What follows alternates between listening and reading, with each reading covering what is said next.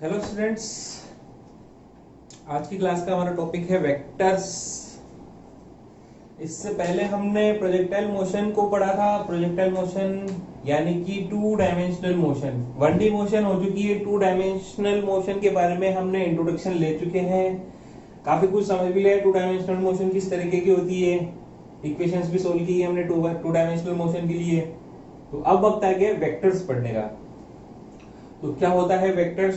देखो, physical quantities दो type की होती है। कुछ फिजिकल क्वांटिटीज ऐसी होती हैं जिनको रिप्रेजेंट करने के लिए डायरेक्शन की जरूरत नहीं होती है। कुछ फिजिकल क्वांटिटीज ऐसी होती है जिनको रिप्रेजेंट करने के लिए डायरेक्शन की जरूरत होती है। तो वेक्टर्स वो फिजिकल क्वांटिटीज हैं जिनको रिप्रेजेंट करने के लिए डायरेक्शन की जरूरत होती है, उन्हें हम बोलते हैं वेक्टर्स। तो ऐसा नहीं है कि हर एक वो फिजिकल क्वांटिटी जिसके पास डायरेक्शन हो वो वेक्टर क्वांटिटी होगी, ऐसा कोई जरूरी नहीं है। वेक्टर क्वांटिटी वो होगी जिसके पास एक पर्टिकुलर डायरेक्शन हो। कुछ फिजिकल क्वांटिटीज ऐसी भी है जिनके पास डायरेक्शन तो है लेकिन कई सारी हैं, एक पर्टिकुलर डायरेक्शन नहीं है। तो ऐसी फिजिकल क्वांटिटीज को हम वेक्टर क्वांटिटीज नहीं कहते हैं। वेक्टर क्वांटिटी वो होगी जिसके पास एक पर्टिकुलर डायरेक्शन हो, किसी एक पॉइंट पे एक पर्टिकुलर डायरेक्शन हो, उसे हम बोलेंगे वेक्टर क्वांटिटीज। या फिर ज्यादा डिटेल में जाएं तो आगे हम पढ़ेंगे कुछ लॉज वेक्टर क्वांटिटीज के बीच में एप्लीकेबल होते हैं जो, तो उसमें बताया जाएगा कि वेक्टर क्वांटिटी वो फिजिकल क्वांटिटी होती है जो parallelogram law of vector addition को फॉलो करती है। मतलब वो फिजिकल क्वांटिटीज जो parallelogram law of vector addition को फॉलो करती होंगी ना, उन्हें ही हम वेक्टर क्वांटिटीज बोलेंगे, और किसी फिजिकल क्वांटिटी को वेक्टर क्वांटिटी नहीं बोलेंगे। जैसे हम बात करें इलेक्ट्रिक करंट, आप 10th क्लास में पढ़ के आ चुके हो कि जब भी हम किसी कंडक्टर के बीच में पोटेंशियल डिफरेंस क्रिएट करते हैं, मतलब कि एक बैटरी से कनेक्ट करते हैं किसी कंडक्टर को, तो इलेक्ट्रिक करंट पास होती है, पॉजिटिव टर्मिनल से निकलती है, नेगेटिव टर्मिनल में एंटर करती है। तो यहाँ पे इलेक्ट्रिक करंट की जो डायरेक्शन है ए से बी, लेकिन फिर भी इलेक्ट्रिक करंट एक स्केलर क्वांटिटी होती है।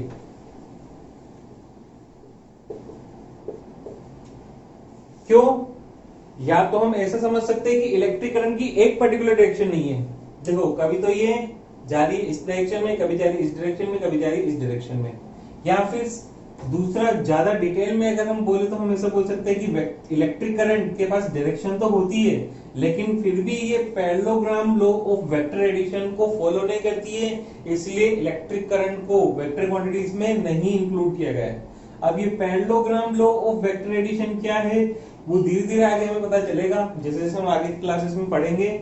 फिलहाल आपको ये पता रखना है कि वेक्टर क्वांटिटीज किसे कहते हैं। वो फिजिकल क्वांटिटीज जो parallelogram law of vector addition को फॉलो करते हैं उन्हें हम बोलते हैं वेक्टर क्वांटिटीज। एग्जांपल के लिए डिस्प्लेसमेंट,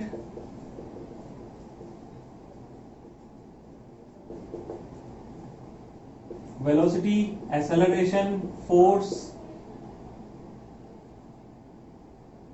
और भी कई सारी होती है, मोमेंटम। तो जैसे जैसे हम चलेंगे चैप्टर में वैसे वैसे इनके बारे में बात करते रहेंगे। तो अब वेक्टर क्वांटिटी को कैसे रिप्रेजेंट किया जाता है?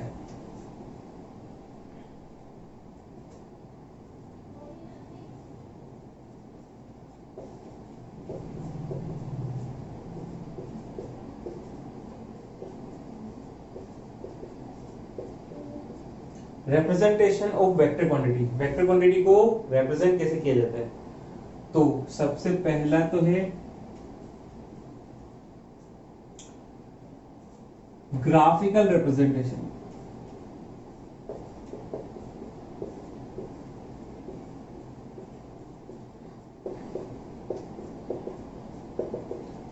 टेंशन मत लो, हम कोई ग्राफ वगैरह फिर से नहीं पढ़ने वाले हैं।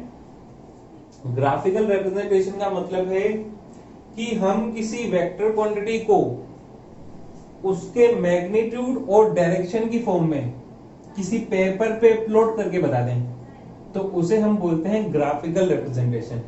जैसे एग्जांपल के लिए हमारे पास दो फिजिकल क्वांटिटी फोर्स की, फोर्स F1 है 2 न्यूटन और अपवर्ड डायरेक्शन। फोर्स F2 है 4 न्यूटन, डाउनवर्ड डायरेक्शन। दो फोर्स है। तो अगर हमें इनको रिप्रेजेंट करना है, रिप्रेजेंट मतलब कि हम इनको एक्सप्रेस इस तरीके से करें कि सामने वाला समझ जाए।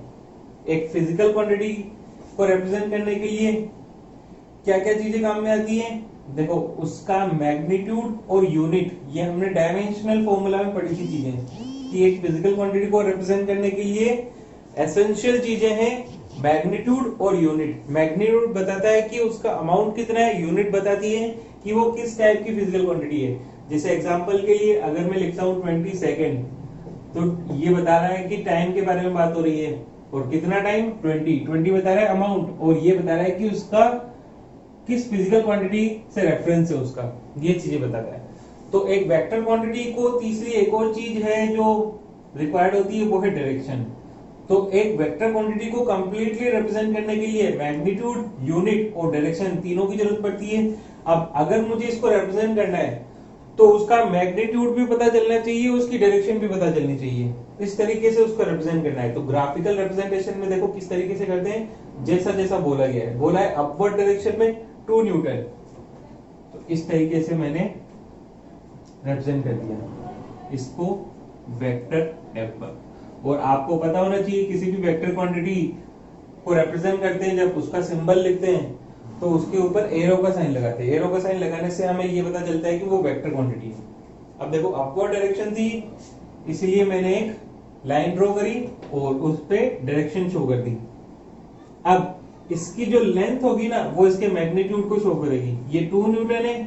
अब जैसे मुझे 4 न्यूटन बनाना है, तो उसको जब ग्राफिकली रिप्रेजेंट करूंगा तो इसकी जो लेंथ होगी ना, इस वाले से जस्ट डबल होगी, क्योंकि ये 2 न्यूटन है, ये 4 न्यूटन है। तो इस तरीके से F2 को मैं रिप्रेजेंट करूंगा।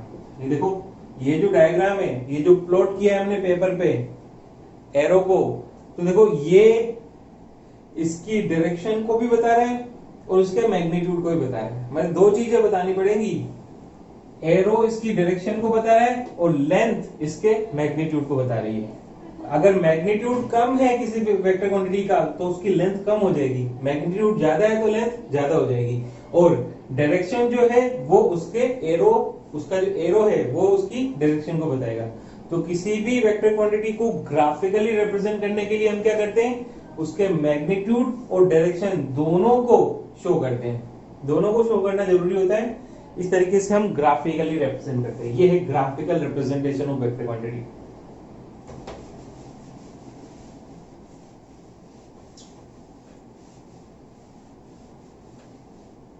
या फिर एग्जाम्पल एक और पढ़ लें। F3 है 1 न्यूटन नॉर्थ ईस्ट डायरेक्शन।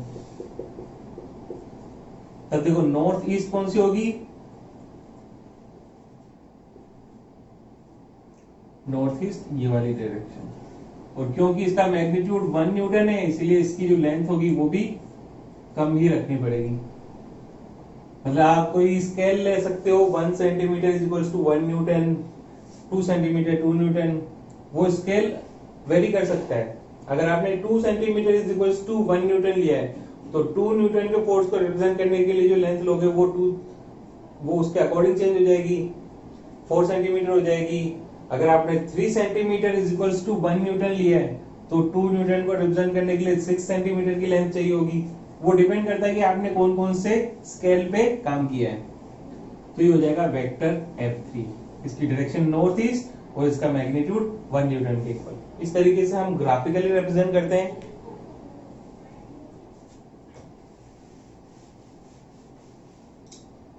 दूसरे टाइप का जो रिप्रेजेंटेशन होता है उसे हम बोलते हैं कार्टेशियन रिप्रेजेंटेशन।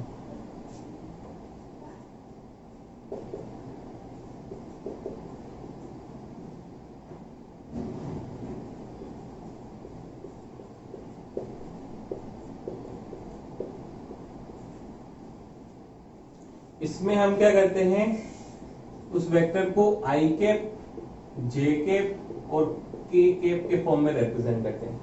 जैसे वेक्टर ए है तो इसे ax आई कैप प्लस ay जे कैप प्लस az के कैप इस फॉर्म में रिप्रेजेंट कर दिया। वेक्टर बी है तो उसे bx I cap plus by J cap plus bz के कैप। अब ये क्या चीजें हैं, आई कैप, जे कैप, के कैप, अभी आपको नहीं समझ में आ रही होंगी। ये एक टाइप का रिप्रेजेंटेशन है। जब हम इसको पढ़ेंगे ना, फिलहाल हम इसको नहीं पढ़ रहे हैं, फिलहाल मैंने इंट्रोडक्शन दिया है कि ये भी एक तरीका है किसी वेक्टर क्वांटिटी को रिप्रेजेंट करने का।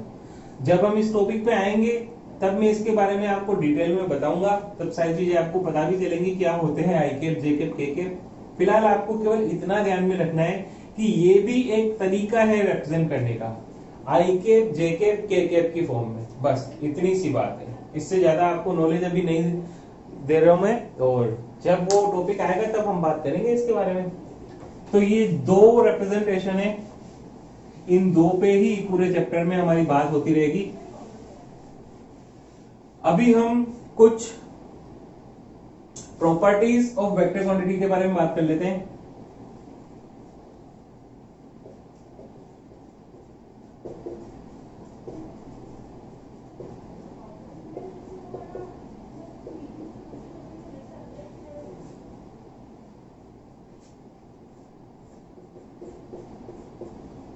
तो पहला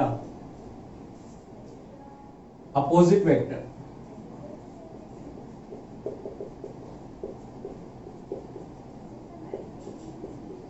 देखो किसी भी वेक्टर का अपोजिट वेक्टर क्या होगा, ऐसा वेक्टर जिसका मैग्नीट्यूड तो पहले वाले वेक्टर के इक्वल हो लेकिन डायरेक्शन पहले वाले वेक्टर के अपोजिट हो, तो उसे हम बोलते हैं अपोजिट वेक्टर। जैसे वेक्टर ए ये है, ठीक है, तो ए का अपोजिट वेक्टर क्या हो जाएगा,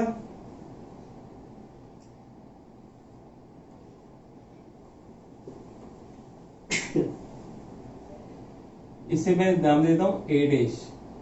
तो ए डैश इसका अपोजिट वेक्टर हो जाएगा, दोनों एक दूसरे के अपोजिट वेक्टर है। अपोजिट वेक्टर में एक चीज ध्यान रखना, मैग्नीट्यूड तो सेम रहेगा, केवल डायरेक्शन अपोजिट होगी। और अपोजिट वेक्टर कैसे बनाया जाता है, किसी भी वेक्टर को -1 से मल्टीप्लाई कर दो तो वो उसका अपोजिट वेक्टर बन जाता है। मतलब मैं लिख सकता हूं a dash is equals to -1 into vector a। तो किसी भी वेक्टर को -1 से मल्टीप्लाई कर देने पर उसका अपोजिट वेक्टर हमें मिल जाता है, इसे हम बोलते हैं अपोजिट वेक्टर। दूसरी प्रॉपर्टी नंबर 2, देखो किसी भी वेक्टर क्वांटिटी को किसी स्केलर क्वांटिटी से मल्टीप्लाई करते हैं तो क्या होता है,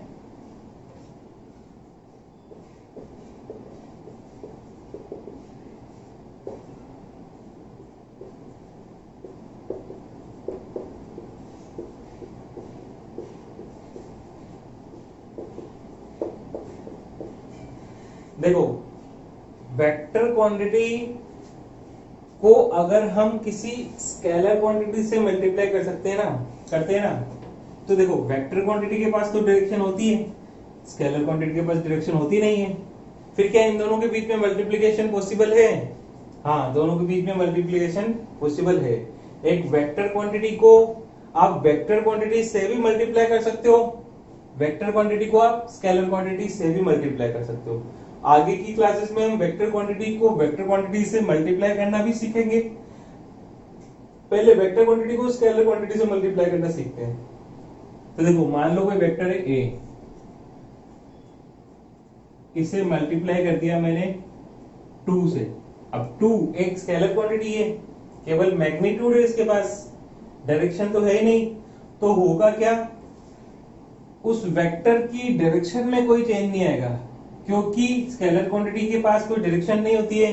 तो जब हम वेक्टर क्वांटिटी को स्केलर क्वांटिटी से मल्टीप्लाई करते हैं तो वो स्केलर क्वांटिटी उस वेक्टर क्वांटिटी की डायरेक्शन को तो अफेक्ट नहीं करती है, लेकिन उसके मैग्नीट्यूड को अफेक्ट कर देती है, तो उसका मैग्नीट्यूड चेंज हो जाता है। अगर मैंने वेक्टर ए को 2 से मल्टीप्लाई किया तो इसका मैग्नीट्यूड 2 टाइम्स हो जाएगा, मतलब कि अब इसकी लेंथ डबल हो जाएगी और ये बन जाएगा वेक्टर 2a।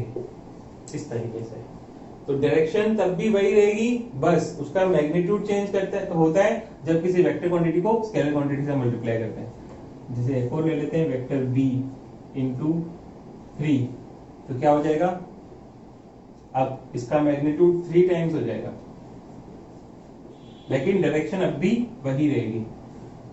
तो ये था वेक्टर क्वांटिटी को हम जब स्केलर क्वांटिटी से मल्टीप्लाई करते हैं।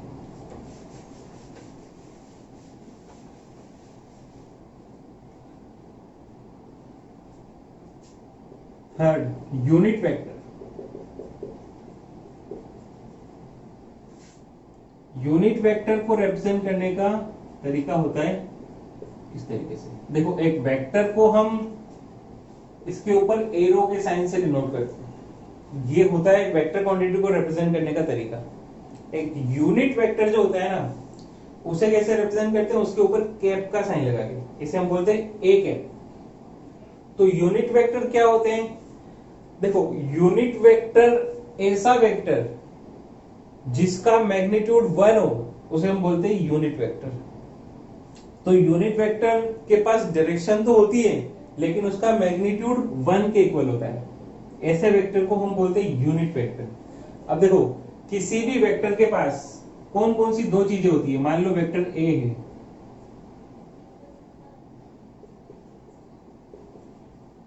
वेक्टर ए है, इसके पास कौन कौन सी दो चीजें होंगी, एक तो होगा मैग्नीट्यूड और एक डायरेक्शन, ये दो चीजें तो होंगी।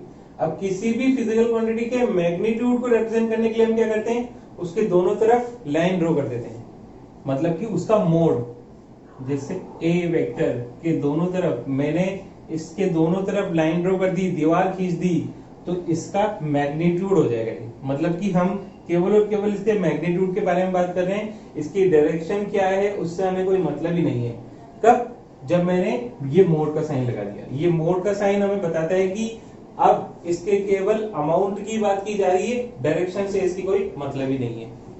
और दूसरा, डायरेक्शन को किससे रिप्रेजेंट करते हैं, देखो ए कैप से, क्योंकि यूनिट वेक्टर के पास केवल और केवल डायरेक्शन ही तो होती है, मैग्नीट्यूड तो 1 के इक्वल है।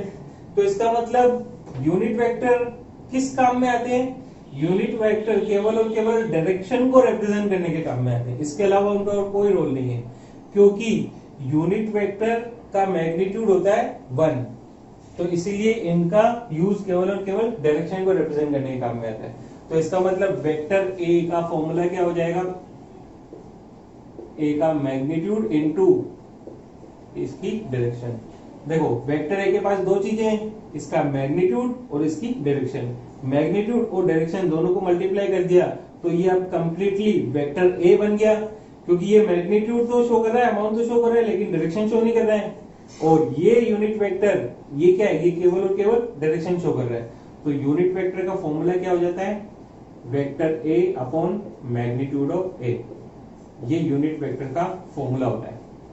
कैसे, देखो वेक्टर ए से अगर मैं उसका मैग्नीट्यूड छीन लूं तो उसके पास क्या बचेगा, केवल और केवल डायरेक्शन बचेगी और कुछ नहीं बचेगा।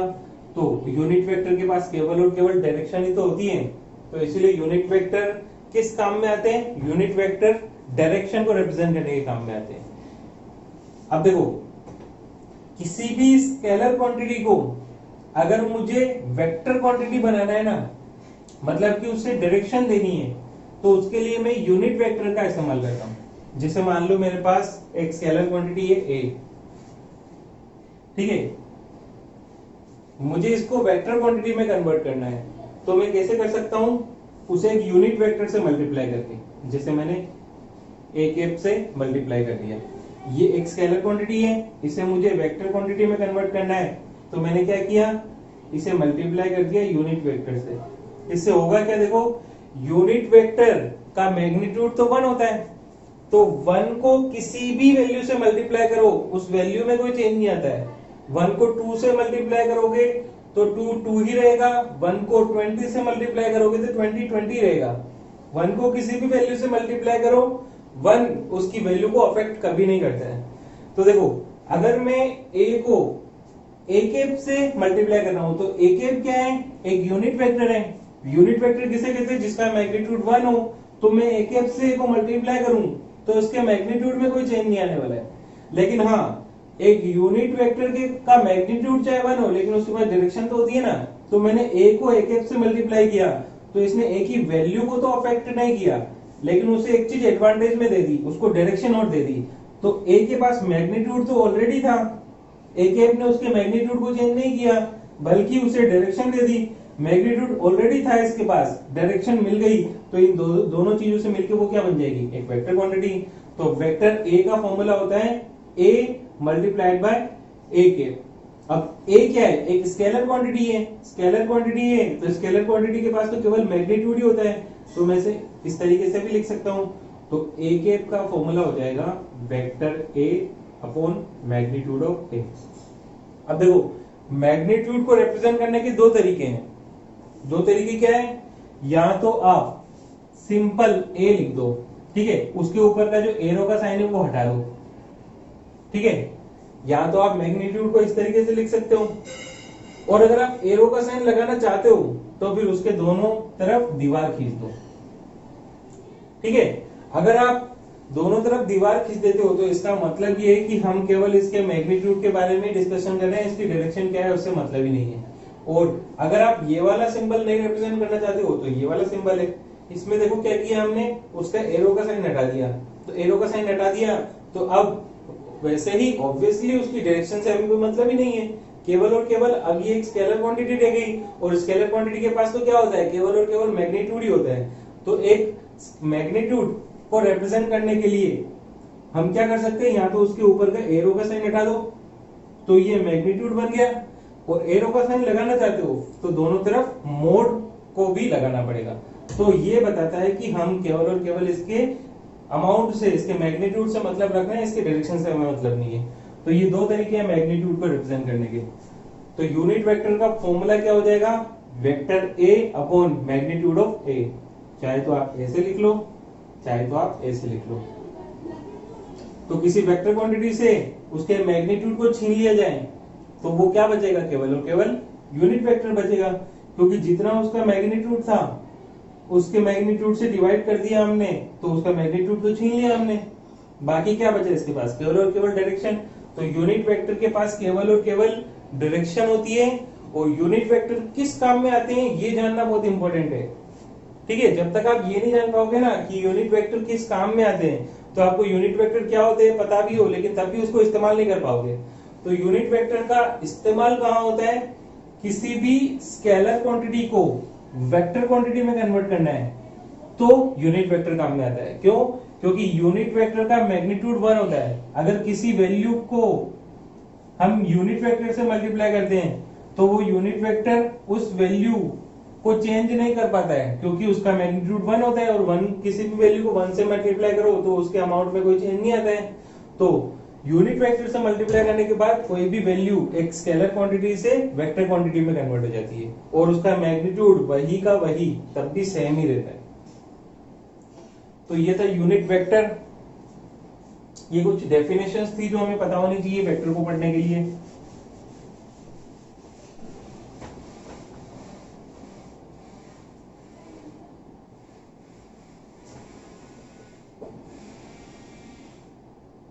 अब नेक्स्ट पढ़ते हैं हम एडिशन ऑफ वेक्टर क्वांटिटी। तो देखो एक वेक्टर क्वांटिटी को एक स्केलर क्वांटिटी के साथ ऐड किया जा सकता है क्या, या फिर एक वेक्टर क्वांटिटी को एक वेक्टर के साथ ऐड किया जा सकता है क्या। देखो एक वेक्टर क्वांटिटी को एक स्केलर क्वांटिटी के साथ कभी भी ऐड नहीं किया जा सकता, पॉसिबल ही नहीं है। हाँ, एक वेक्टर क्वांटिटी को दूसरी वेक्टर क्वांटिटी से जरूर ऐड किया जा सकता है। देखो किस तरीके से एग्जांपल से समझते हैं। जैसे एग्जांपल है कि मेरे पास 5 तो पेन है, ठीक है, लिखने वाले पेन, और 10 पेंसिल है, ठीक है। लिखने वाले पेन 5 है और लिखने वाली पेंसिल 10 है। तो टोटल मेरे पास कितने पेन और पेंसिल है? क्या मैं इनको ऐड कर सकता हूं? 15 लिख सकता हूं क्या? नहीं। अगर मैं 15 लिखता हूं तो मैं आगे क्या बताऊंगा कि 15 क्या है, 15 किस चीज, कौन सी फिजिकल क्वांटिटी है?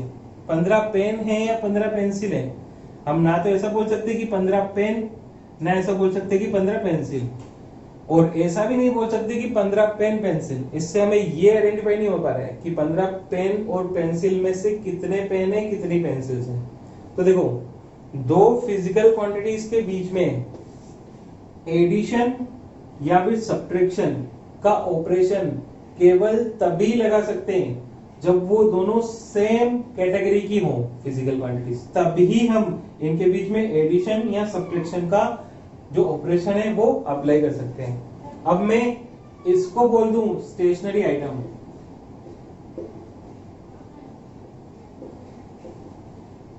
और ये भी एक स्टेशनरी आइटम,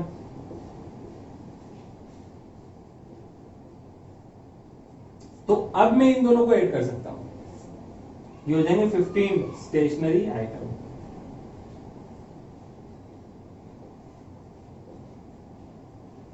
तो अब मुझे अगर इनके बीच में एडिशन करना था तो मैंने क्या किया, पहले दोनों को सेम कैटेगरी का बनाया। पेन को भी एक स्टेशनरी आइटम बोला, पेंसिल को भी एक स्टेशनरी आइटम बोला, तो मैं बोल सकता हूं कि 15 स्टेशनरी आइटम।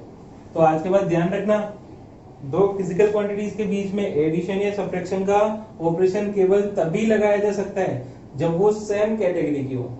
सेम कैटेगरी की नहीं है तो हम उनके बीच में एडिशन हो चाहे सब्ट्रैक्शन हो, ये ऑपरेशन अप्लाई नहीं कर सकते। तो इसका मतलब एक वेक्टर क्वांटिटी का स्केलर क्वांटिटी से एडिशन पॉसिबल ही नहीं है, लेकिन हाँ, वेक्टर क्वांटिटी का वेक्टर क्वांटिटी से एडिशन पॉसिबल है। जैसे एग्जांपल के लिए अगर मैं आपको बोलूं कि लेंथ L1 है 10 सेंटीमीटर और लेंथ L2 है 1 मीटर, दोनों को ऐड करो, तो क्या मैं इसको 11 लिख सकता हूं क्या? 11 सेंटीमीटर लिखूंगा या मीटर लिखूंगा? इनके बीच में एडिशन पॉसिबल ही नहीं है। एडिशन तब पॉसिबल है जब मैं इसको कन्वर्ट कर दूं सेम कैटेगरी में। तो 1 मीटर को मैं 100 सेंटीमीटर लिख सकता हूं, और अब मैं इसको लिख सकता हूं 110 सेंटीमीटर या 1.1 मीटर। तो दो फिजिकल क्वांटिटीज के बीच में एडिशन सब्ट्रैक्शन केवल तभी लगाया जा सकता है जब वो सेम कैटेगरी की हो। ठीक है, अब हमें पढ़ना है एडिशन ऑफ वेक्टर क्वांटिटी।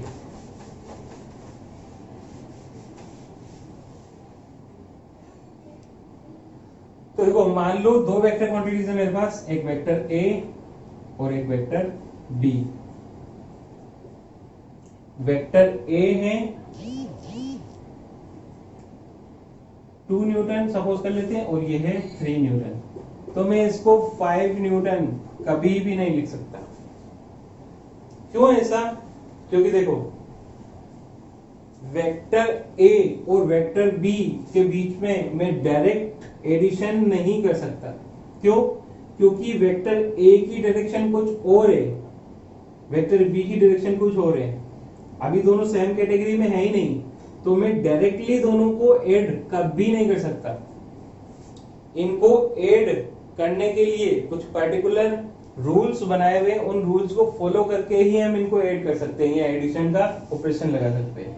हाँ, अगर ऐसा होता कि वेक्टर A और वेक्टर B भी उसी डायरेक्शन में होता, तो मैं इनके बीच में ऑपरेशन लगा सकता था 5 न्यूटन। ठीक है, अगर वेक्टर A है 2 न्यूटन और वेक्टर B है 3 न्यूटन, तो अब मैं इसको 5